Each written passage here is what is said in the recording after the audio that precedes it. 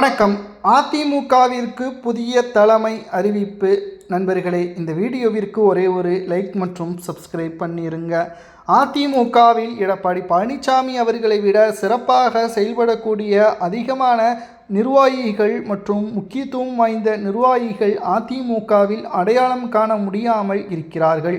அன்றைக்கு கூவத்தூரில் எடப்பாடி பழனிசாமி அவர்களை தேர்வு செய்யாமல் சற்று யோசித்து சரியான முடிவை சசிகலா அவர்கள் எடுத்திருந்தால் இன்றைக்கு ஓபிஎஸ் அவர்கள் திமுகவில் இணைத்திருக்க மாட்டார். அதே சமயம் தாவேகா என்று ஆட்சி அமைத்திருப்பது கூட கடினமாக இருந்திருக்கும். ஆனால் எடப்பாடியே நம்பிக்கை செய்து சசிகலா அவர்கள் முதல்வராக அன்று தேர்வு செய்த 3 மாதங்களிலேயே அதிமுகவிற்கும் சசிகலாவிற்கும் எந்த ஒரு சம்பந்தமும் இல்லை என்று எடப்பாடியால் கூறக்கூடிய ஒரு நிகழ்வு ஒட்டுமொத்த மக்களுக்கும், தமிழக மக்களை பொறுத்தளவிற்கு நன்மை செய்தாலும் பரவாயில்லை, தவறு செய்தாலும் பரவாயில்லை, ஆனால் துரோகம் மட்டும் ஒருபோதும் தமிழக மக்கள் ஏற்றுக்கொள்ளவே மாட்டார்கள்.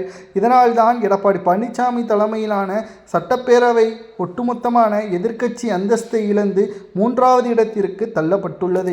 இனி வரக்கூடிய ஒவ்வொரு தேர்தல்களிலும் அதிமுக இப்பேற்பட்ட தோல்வியை விட மிகவும் மோசமான ஒரு தோல்வியை தான் சந்திக்கும். அரசியல் களம் இளைஞர்களது ஒட்டுமொத்தமான ஆதரவின் காரணமாகவும் இளைஞர்கள் அரசியல் என்ன என்பதை கற்றுக்கொண்டும் இருக்கிறார்கள்.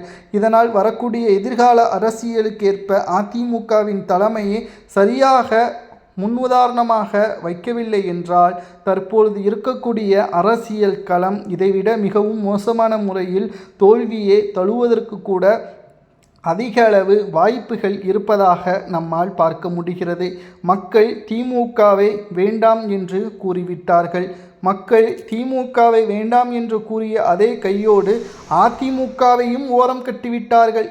இதைத்தான் நாம் கவனமாக பார்க்க வேண்டும். இதற்கு காரணம் யார்?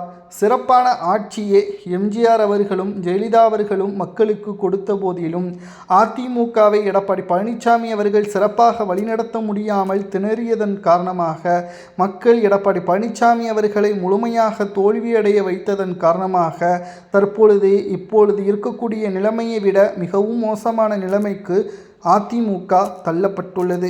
இனி வரக்கூடிய ஒவ்வொரு அரசியல் எதிர்காலமும் தற்பொழுது அதிமுகவிற்கு கேள்விக்குறியாக மாறிக்கொண்டு இருப்பதாகத்தான் செய்திகளையும் நம்மால் பார்க்க முடிகிறது. இதிலிருந்து தப்பிப்பதற்கு என்ன வழி? அதிமுக புதிய தலைமையை உருவாக்க வேண்டும். அது சசிகலாவாக இருக்கலாம், டிடிவி தினகரனாக இருக்கலாம், அல்லது எஸ்பி வேலுமணியாக கூட இருக்கலாம். இவர்களில் யாராவது ஒருவர் புதிய தலைமை பொறுப்பை ஏற்றால்தான் அதிமுக நிலைத்து நிற்கும், இல்லை என்றால் அந்தஸ்தை இழக்கும் என்ற தகவல் வெளியாகியுள்ளது.